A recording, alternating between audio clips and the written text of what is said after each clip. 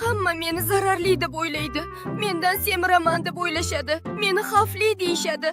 Lekin haqiqiy meni bilishmaydi. Men bu mayonez degan ablahni yo'qotdim.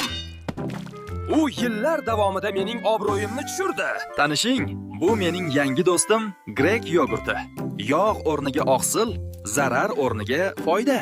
Biz esa uning to'g'dasimiz. Vitaminlar, kletchatka, antioksidantlar. Biz organizmingni qutqarishga keldik. Men tovuq grutkasiman. Toza oqsil, bratan, hech qanday yog'siz, faqat mushaklaring uchun.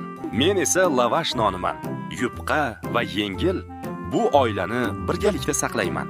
Shunday qilib mendan qo'rqishni bas qiling. Men o'zgardim. Endi men foydaliman.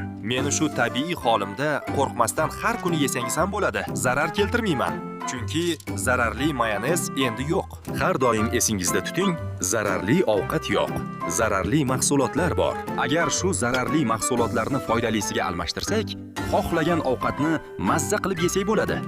Sahifamizga obuna bo'lib qo'ying. Keyingi videoda ko'rishguncha, xayr!